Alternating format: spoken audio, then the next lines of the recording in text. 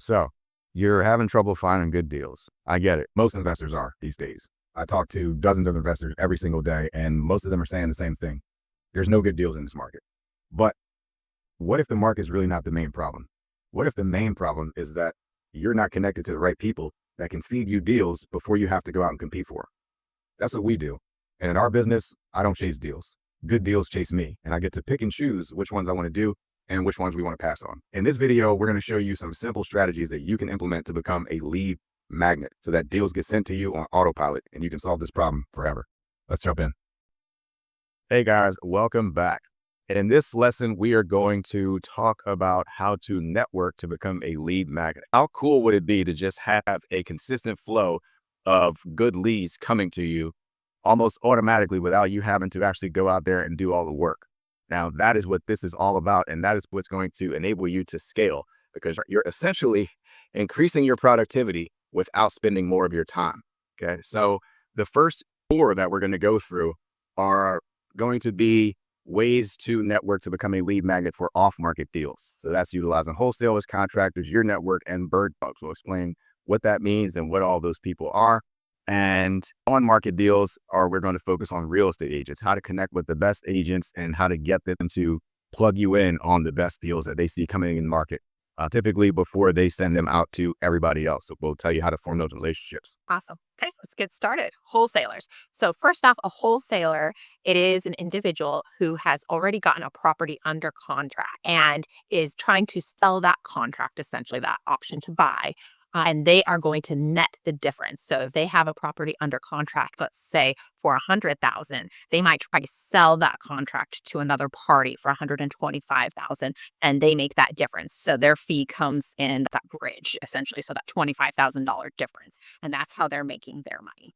And the beauty of working with them is that they know how to evaluate properties for flips. Okay, that is the whole basis of the wholesalers formula. They are essentially securing the property at a wholesale value. That's why it's called wholesaling. And essentially the numbers that it needs to come in at so that you can then go on and flip that property and still make a profit, that should be built into their numbers when you're dealing with a good wholesaler. So how do we find and connect with these people? Meetups. All right. One of the best ways to connect with wholesalers is to go to local real estate investor meetings, join local real estate investor groups, become a part of local real estate investor associations. That is where these people hang out generally. And I was going to say the benefit of finding a good wholesaler, because there's good, bad, and ugly.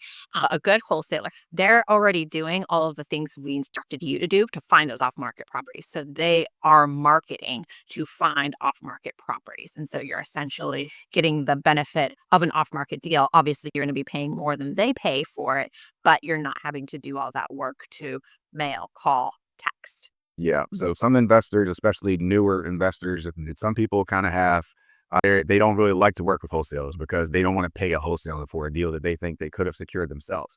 But the wholesaler got the deal and you didn't.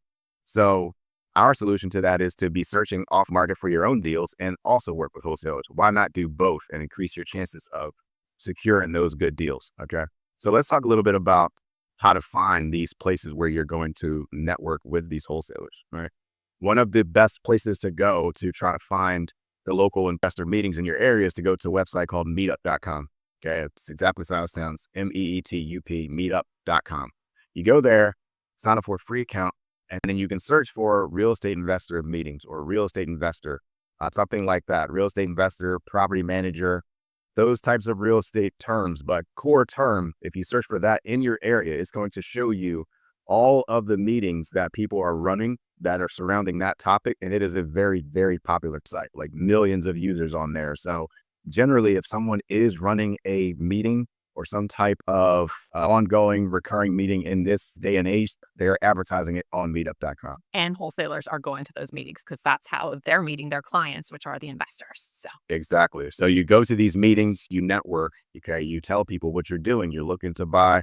This is where your buy box comes in, right? Comes into play because you have to be knowing what you're going after. It makes you very effective when you're networking with people. So you go and you network with these wholesalers. And if you're not sure who they are, you ask people, are there any wholesalers in this group who does good business and finds and really knows how to evaluate good deals? They will typically come referred from other investors who bought deals from them. So That's a very powerful way.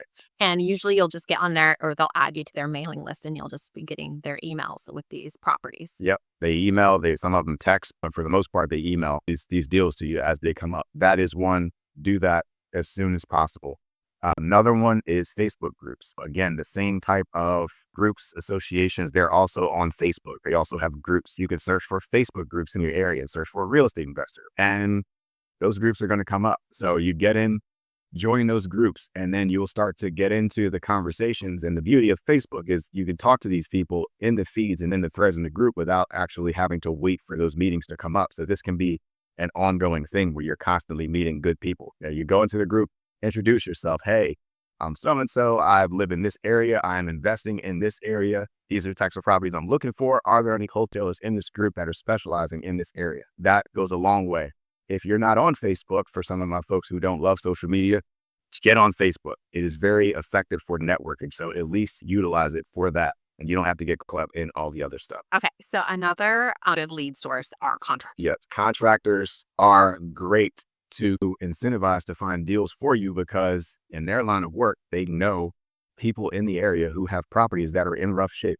Okay, we've had leads come in from contractors. Okay, they're generally they're working with homeowners who are in situations where the property might require more than they want to put into it. They're working with people who are trying to fix a property up before they list it on the market for sale. Right. So when you're building your team, you're going to start to network and get involved with contractors anyway. Why not incentivize them to bring you deals? Hey, if you are able to let me know when somebody in this area that has this type of property might be looking to sell it, for the introduction, if I then close on that property, I will pay you a fee, right? That could be $500, $1,000, whatever makes sense to you and according to the numbers, but it's a very effective way because they are constantly in the neighborhoods talking to these people firsthand. What I was going to say, and they're getting intel that those homeowners might not be sharing at large or even sharing any realtors, or even if they already have a realtor, they might not be sharing all that information with realtors. So they kind of get a little more, the nitty gritty details. Yeah. And those are the details you want. And a good end for them is, especially when they're working with people who are looking to sell something, but they think they have to do work to it, is like, hey, I know an investor in this area who would buy this property as it is, and you wouldn't have to worry about all this. Like, can I make an introduction? And that has led to deals in our network. Third is your network. So the people that you already know, and that we've mentioned it before, we're going to mention it again, is just you should be talking to everybody you know about what your goals are and what you're doing. I am investing in real estate. I am looking at these areas for these types of properties, so that people, you're first of mind. Yeah. And that also goes without saying as to how powerful that could be, because word of mouth is everything. Everybody knows somebody who's thinking about selling a property. It's whether or not they really had the conversation to figure it out, or they're really like in the mind space where they even think twice about it, right? We've all heard those things about people who might be looking to leave or move soon, who might have all these things going on. But if you're plugging into your network and you're letting people know that you're serious about this and this is your business that you're taking on, and you're specific about that buy box, if you know anybody that talks about wanting to sell something like this, let me know. And again, the way to incentivize people to really go to bat for you and to try to make that happen is to incentivize them. Why not cut them in with a fee? Okay. Nobody wants to go around and talk about trying to plug deals in for you if they don't see something in for themselves. It really just makes it that much better when people think it's more top of mind, right? So do that.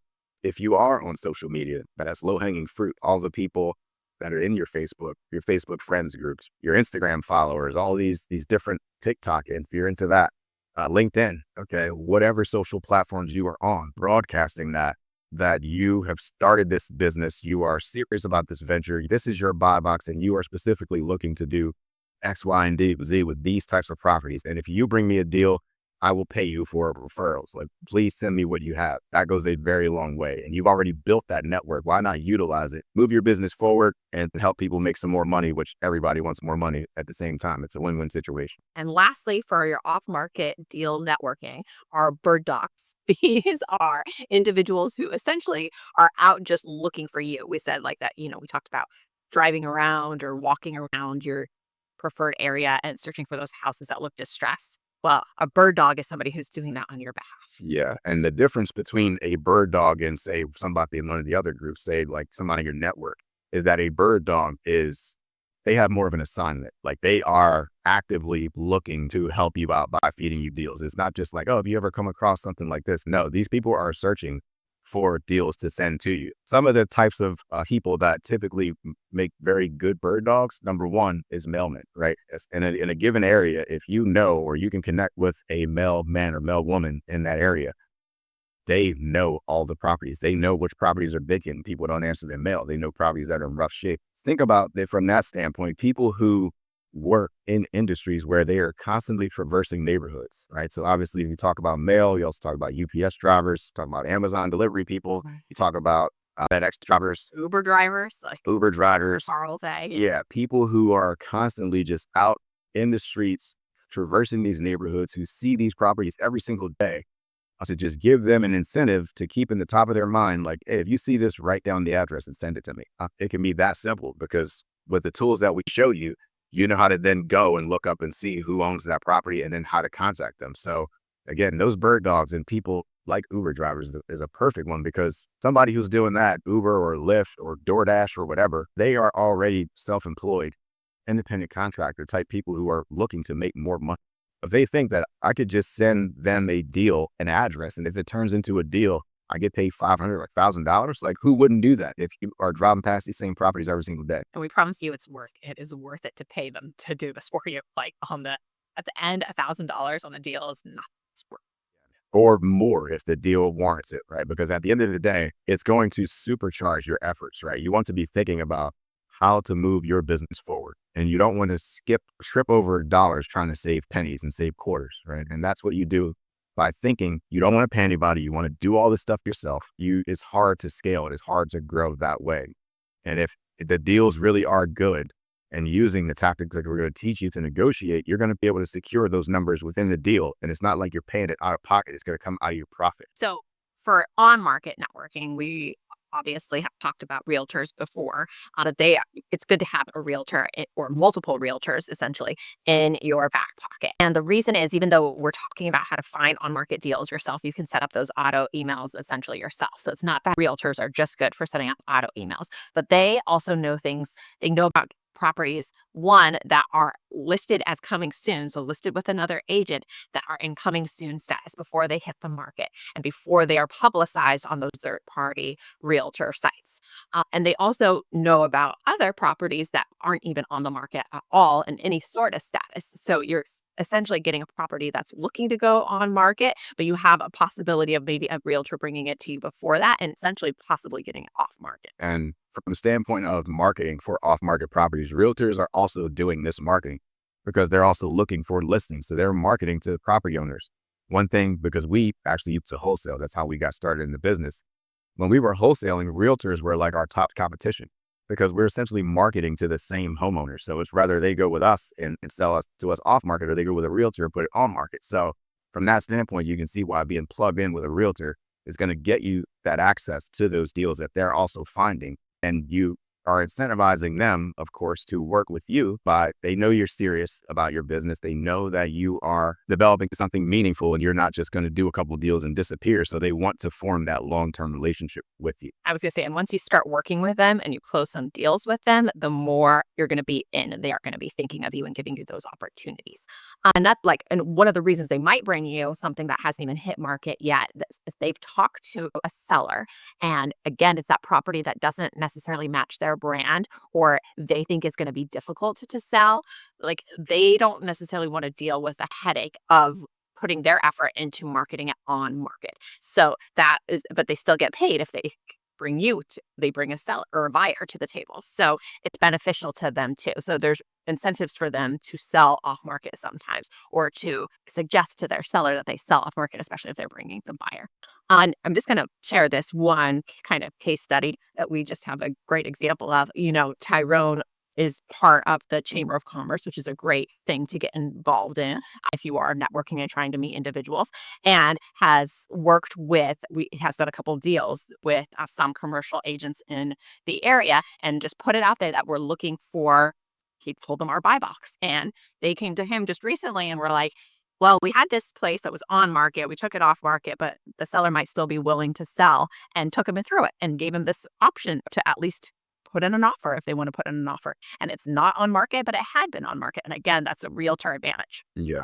That's the power of doing business the right way, being serious and being consistent. Because a lot of people get into the business and they think it's going to be easier to just get really rich really fast, and they kind of fade away. When you develop that consistency, you get respect. People know that you're serious, and then they know that they can introduce you to their buyer without ruining their reputation, or sorry, their seller. Yeah. They can introduce you into the fold without ruining their reputation, but they got permission to take me through this property. It's not the first time it's happened, and it's going to continue to happen because people know that what we're looking for, they know we're serious, and they know that we're buyers. So if they can, again, make that whole process easier for them and for their seller, they're going to plug us in. One of the other ways that realtors are incentivized to work with investors, and one definitely keep in your back pocket, is the fact that sometimes, depending on how their contract is, and I'll let the real estate agent expert speak on that piece of it, but essentially, if you go to a realtor or when a realtor lists a home, and if they have in their contract that they're going to make, say, 6%, which is kind of like an industry, an average standard, even though it's all negotiable at the end of the day, but 6% is what it was traditionally, pretty much that's what it's been for a while. So if the realtor brings a buyer to that deal, then they're essentially splitting that 6% commission between the selling agent and the buyer's agent. But if there is no buyer's agent and they're dealing directly with an investor, you can incentivize them by saying, basically that I'm not represented by a realtor. And if this deal goes through, you can keep the commission. I'm not interested in the commission. I want the deal. So for them to not only have a smoother transaction, not have to go through all the process of listing and deal with multiple people and other agents and all that, and they also get to keep the whole commission. And then you could further them by saying, and when I list the property, if and when I list the property for sale, I'll let you sell it. So imagine an agent who was expecting to make 3% on something that they were listing. They bring it to you before it gets listed. They get both sides of the commission. They're making 6%. And then you're going to list it with them again at that higher market value after you improve the property. That's a good proposition for them to want to lock in and do deals with you. I was going to say there's times, again, I am our agent for us, obviously. And there are times that we've negotiated out essentially my split of the commission in order to incentivize the agents to essentially keep working on our behalf. It's interesting when someone is incentivized financially to advocate on your behalf for you getting the deal over other buyers. It's interesting to see what happens. So just utilize these tactics. It works in your favor. Okay. Agents will get a little bit more creative, and they know working with you means the bigger check for them and a smoother process. And again, it just feeds your business. Okay. So I think we've covered them all for this lesson. Utilize every single one of these avenues to basically supercharge your lead flow by getting these things sent to you on an automatic basis by people that are already going to be within your network. You're already going to be connecting with these people. You're either going to be competing against the wholesalers, or you're going to be working with contractors. Your network, you've already built it. Bird dogs, they are worth their weight in gold if you incentivize them the right way, and they're working on your behalf. And agents, again, they're all working in the same industry. Get these people on your team and your business will grow a lot faster. We'll see you in the next one.